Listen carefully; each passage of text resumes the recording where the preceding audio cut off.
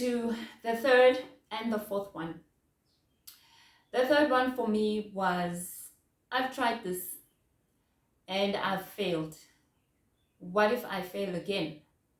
That was another problem for me because I've tried so many things and I have failed. But I had to forgive myself. I think this one we have to speak about. I had to forgive myself and to realize that that was the 20 something year old me, or that was the ignorant me that didn't know better. That was the me that did things at a very fast pace of doing of things, but having to come back and be proud of yourself for actually having to start, because even starting is a problem to a lot of us.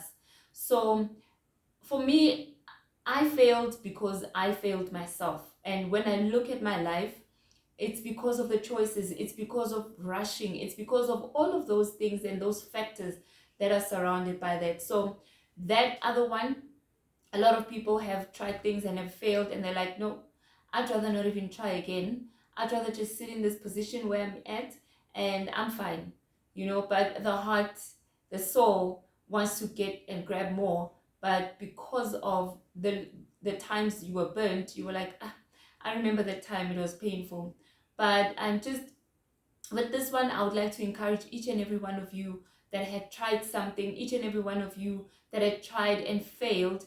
um, just realize that you failed forward. Just realize that you've tried something. You were better off having to try something and know that it's not for you than not having to try it all and having to wonder to yourself, what if I did this? What if, you know what I mean? So that was my third fear, right? And then my fourth fear was, what if I succeed? It's crazy, I know, but a lot of us fear success. I used to fear, like I mentioned earlier, that people pleasing was a thing for me, and oh, that is another story for another day. But with that, I always had to worry. As I said, that a lot of my failures were not outside people being jealous or people stabbing me in the back and all of those things. My failures had to do with me. A lot of my failures were it's just self-inflicted injuries.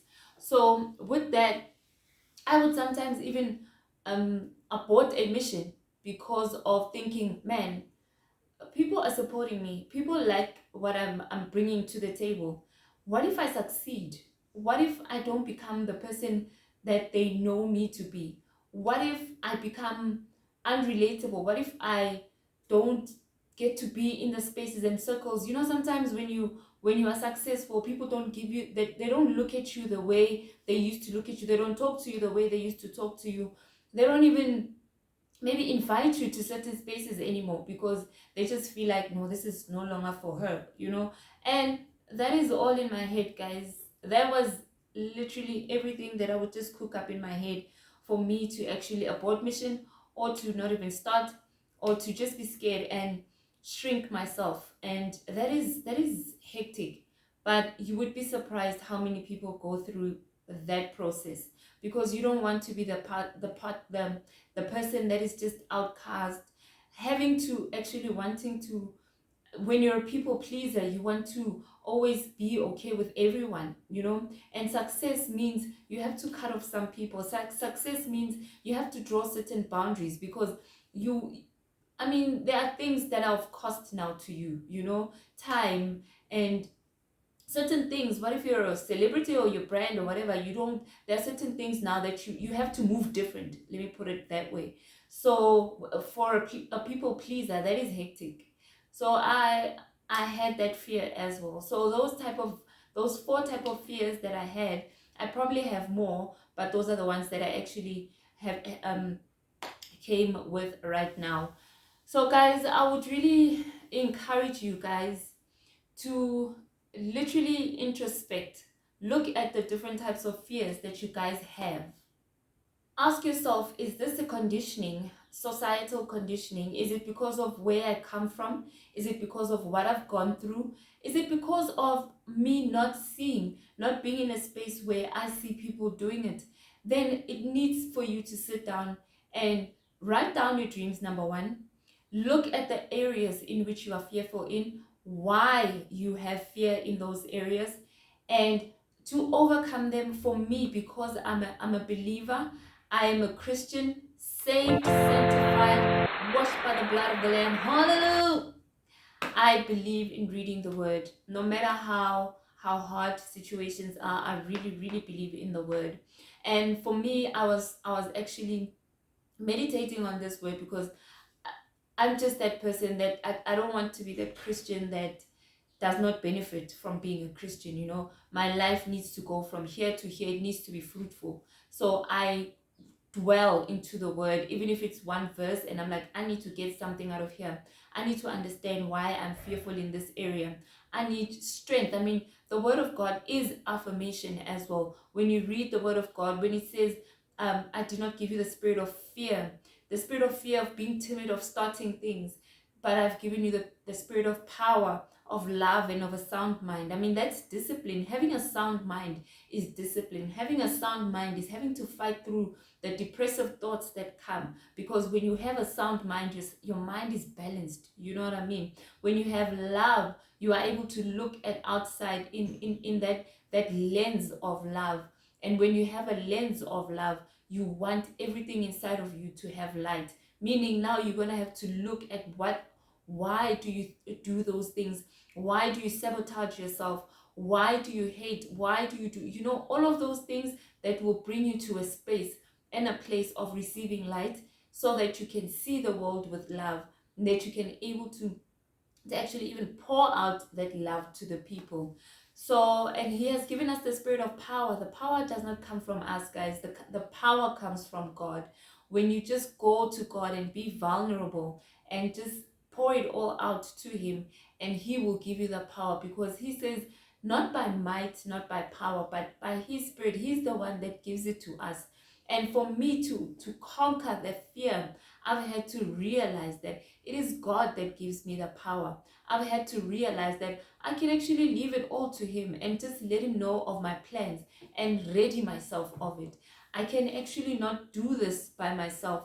You know, there's this thing where we want to be independent from God, but he needs for us to be interdependent. He needs to work and collaborate with us. There are different types of people. There are people that are like, I'm doing this, I don't need nobody, I am going. If I fail, I know that it is entirely up to me. Then there are those people that just pray and fast and are like, no, it's God's thing, and we will see. And then there are those people now that work alongside with God, and I realize that it is actually working better for me when I work alongside God, because he knows